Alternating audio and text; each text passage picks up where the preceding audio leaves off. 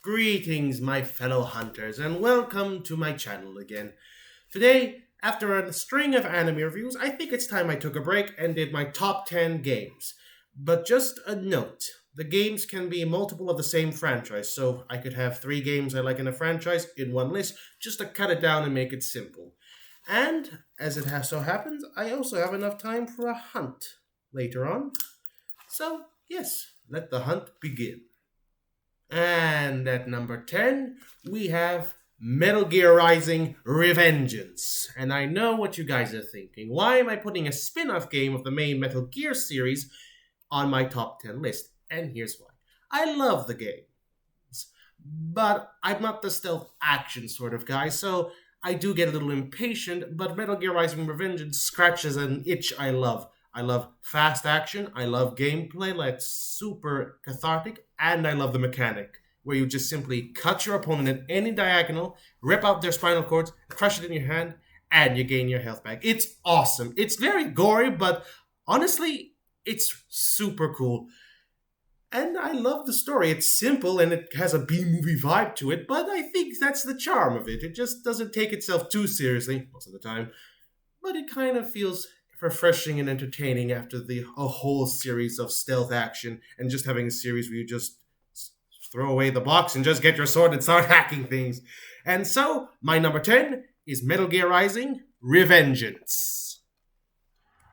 At number 9, we have Sultan's Sanctuary. An interesting choice, I know, but it is a good 2D Dark Souls clone Metroidvania game.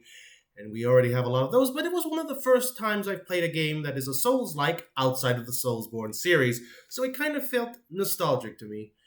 I love the gameplay about it's simpler than Dark Souls, but it's not bad. Simpler doesn't mean it's bad, simpler means it's just as simple. It takes Dark Souls 3D and makes it 2D, having difficult bosses and great environments to explore. It's relatively like Dark Souls in terms of gameplay, block, dodge, attack, repeat, and the bosses give you a hard time if you're not prepared. I can remember the dragon giving the hardest time because it just flew off screen and killed me a bunch of times, but I still hammered along and eventually I got it. I still haven't completed it though, so I was probably halfway. But still, it's given me a good moment of time, and I have enjoyed my time playing it. And so for that reason, it makes my number 9 list. At number 8, we have Demon's Souls. Oh, that name is always awkward for me to pronounce. Demon's Souls. But nonetheless, I'm putting it at number 8 because, yes, while it is a great game, it's aged very poorly compared to its other Souls siblings. The combat, for one, is stiff, and the world tendency system in the series tends to be a bit difficult to understand, but those are only nitpicks, and the reason why I'm putting it here is because it had a significant effect on me. The Souls series has a significant effect on me, but I'm saving that for another time. But I feel like it deserves the spot because of how it started the whole series. I enjoyed the gameplay, the world. It was all interesting. I know it say fresh even though I played it later.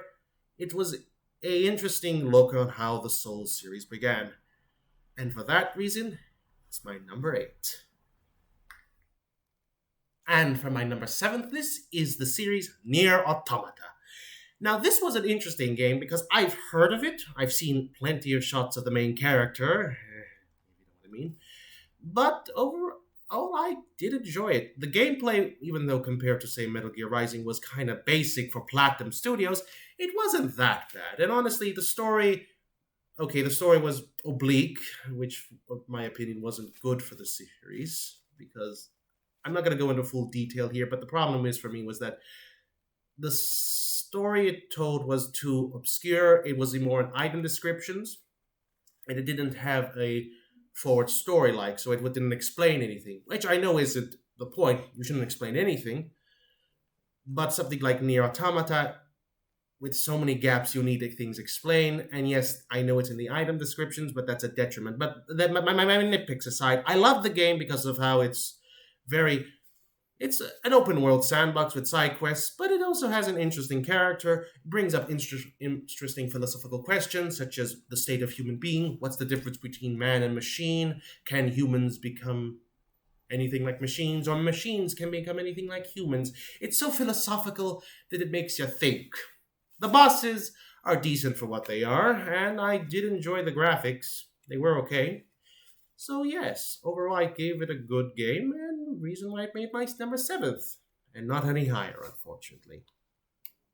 At number six, we have the Arkham trilogy. Yes, those games, and yes, I'm putting them on the list as one because I can't give them individual lists, otherwise it'll be full of problems. But either way, I love the Arkham games because of how fun they are. They're just simply putting on the suit of Batman and just going around Gotham, punching villains and or thugs, and just having a jolly old bat time.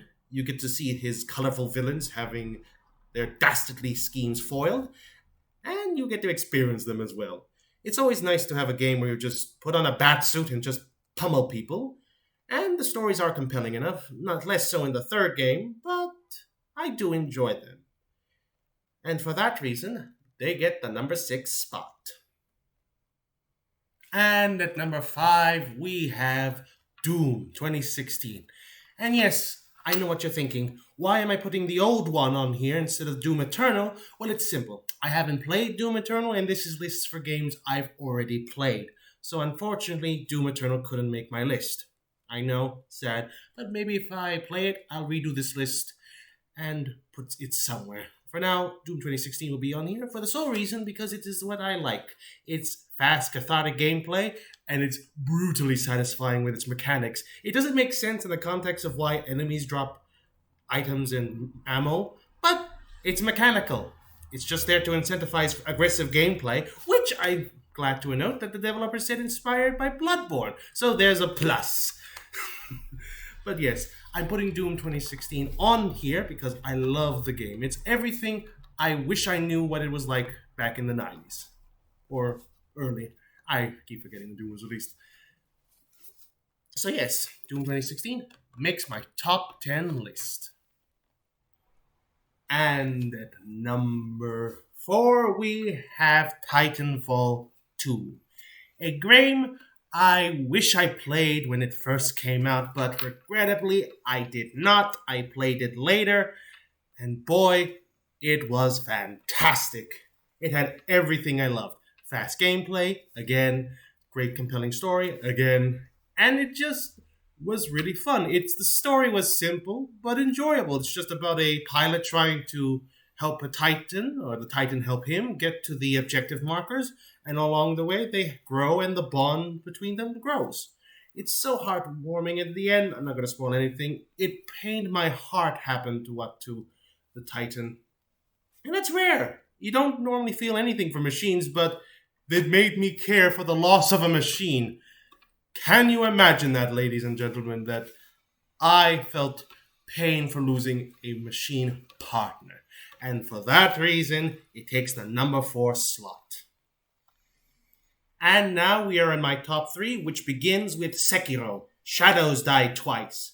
The most recent on this list, Sekiro came out last year and was a surprising game that I loved. I pre-ordered it and I was not disappointed. From Software's new take on the Souls-like genre was a interesting but refreshing take. So instead of dodging, attacking, blocking, it's more parrying focused, and you're supposed to time your attacks with your opponent's strikes in order to open up counters to attack them and finish them off. It's pretty entertaining, honestly. It has more faster than Bloodborne, believe it or not. And I did enjoy it. The story was interesting and takes place in feudal Japan, and I did enjoy the characters. Made me feel about it and made me want to complete it. All 4 endings. Yep, and that's rare for me. But nonetheless, I enjoyed it, and hence why it made my top 3. At number 3. At number 2, we have the Dark Souls Trilogy series. Yes, I'm condensing them down because I do enjoy them. More so than others, but still, I enjoy the games as they were the games that got me into the Soulsborne series. Without it, I wouldn't be here doing my channel, but that's coming later. But yes, regardless, I love the world, the oblique storytelling, the mystery surrounding the world, the dichotomy between light and dark, which one is telling the truth and who's lying, the gameplay that was revolutionary for the time, stamina management. Of course, Demon Souls did that first, but I already said that.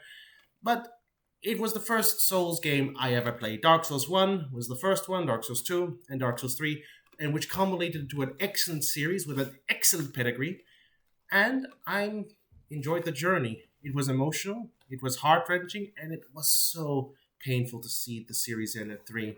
But, as they say, all good things must come to an end. And I'm glad that I was able to join this bumpy and agonizing ride. So for that reason, this trilogy makes my top 2. And here we are, my number 1 game. Which game is it, you wonder? Well, I think it should be obvious. It's the game that was critically acclaimed when it came out. A masterpiece. It was Right to Hell, Retribution. That is my number 1 game, ladies and gentlemen. The mechanics, the gameplay, everything about the game was excellent. It was so good, I really wish there was a sequel, but sadly, they don't plan on making the sequel because it didn't sell well. I'm sorry. I'm sorry. That wouldn't even make my top 10 worst list. It's at the bottom, far below that, but sorry, guys. I'm sorry. And here we are, my actual number 1. And you know what game that is, ladies and gentlemen? If you couldn't have guessed, what are you doing here? It's Bloodborne. The best game I've ever played. It inspired me more so than the Soul series, but I love the world. The grueling atmosphere, the Lovecraftian steampunk Van Helsing feel. It was a breath of fresh air considering I've only played fantasy games and never Lovecraftian or Van Helsing hybrid mixing games. It was a nice breath of fresh air. The combat was aggressive, incentivizing quick gameplay and aggressiveness. It was everything I wish I played. I'm just happy that I played it. I love it. And for that reason alone, it makes my number 1 list. Thank you, my hunters, for joining me on my top 10 list. But unfortunately, it would seem I am out of time as I must be off to hunt. Thank you again for joining me.